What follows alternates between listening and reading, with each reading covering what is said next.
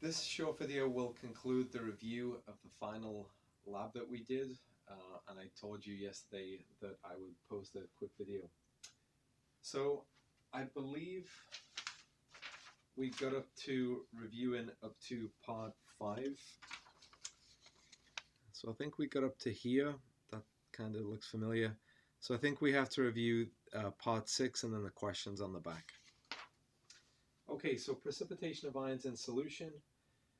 You reacted a few drops of ammonium carbonate with potassium chloride, barium chloride, strontium chloride, and calcium chloride, respectively. You don't have to memorize solubility rules in Chem 65. Typically, the solubility rules are complicated, so you typically will be given a chart. So assuming that you looked at that chart, you'll know that any group 1 metal carbonate is insoluble, but pretty much every other every group 1 metal carbonate is soluble, but pretty much every other carbonate is insoluble. So here we have a group 1 metal chloride, which is ultimately going to form a group 1 metal carbonate. A group 1 metal carbonate is going to be soluble, so there's no precipitate in reaction 1. So we have 2 potassium chlorides, 1 ammonium carbonate to give 1 potassium carbonate and 2 ammonium chlorides. Because there's no precipitate, there's no net ionic equation. There's no net ionic equation. For the rest of the options, we have barium, strontium, and calcium. These are all group 2 metals. They're going to form group 2 metal carbonates, which are all insoluble. So we are going to have net ionic equations. So for reaction 2, we have barium chloride and ammonium carbonate gives barium carbonate, which is a precipitate, and 2 moles of ammonium chloride. So to write the net ionic equation for number 2, we essentially look at the precipitate and then look at the ions needed to make the precipitate. So I need a barium and a carbonate ion. So that's barium 2 plus aqueous and carbonate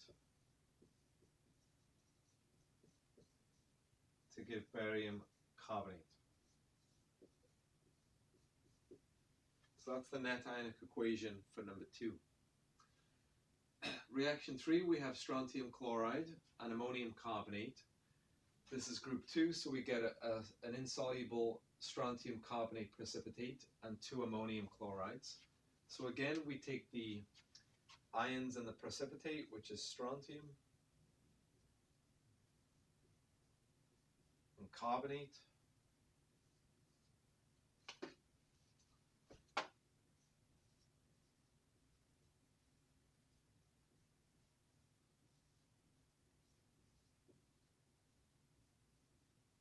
We make strontium carbonate.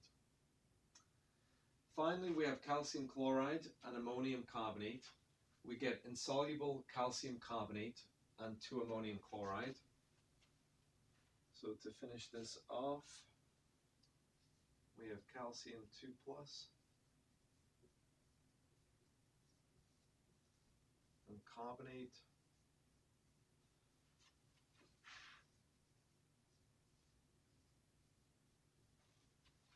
Okay, so again, group 1 metal carbonates are all soluble, so we don't expect a net ionic equation. Group 2 metal carbonates are all insoluble, so we do expect precipitates and therefore a net ionic equation. So this concludes page 49. So this part of the lab that you still have to finish. And then finally on the back there's a couple of questions.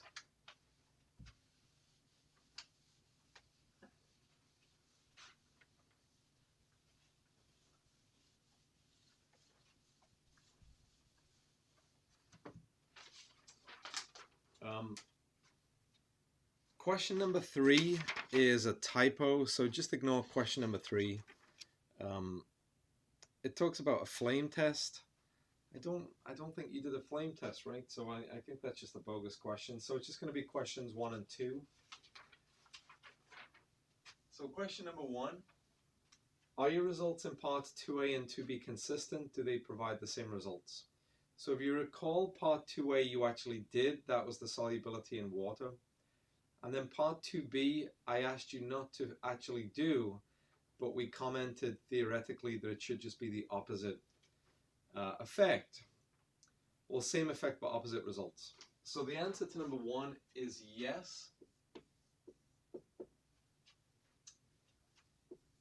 And then something reasonable that you could write is the solubility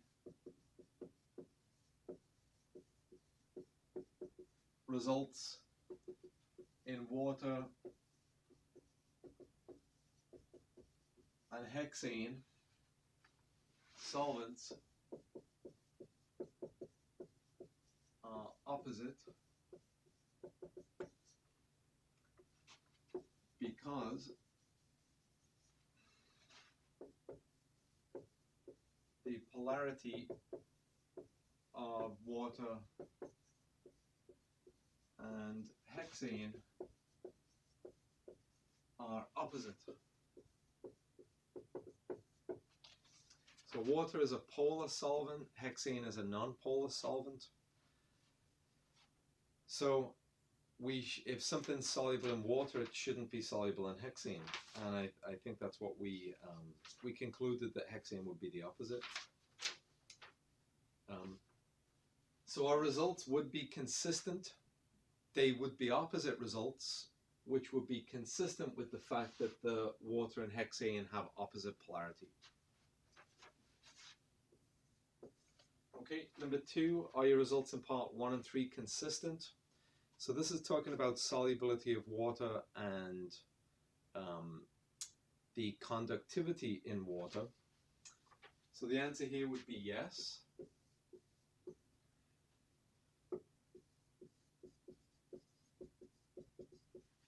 Solubility in water is proportional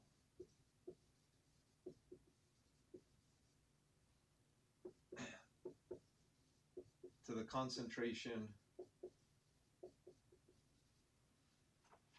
of electrolytes.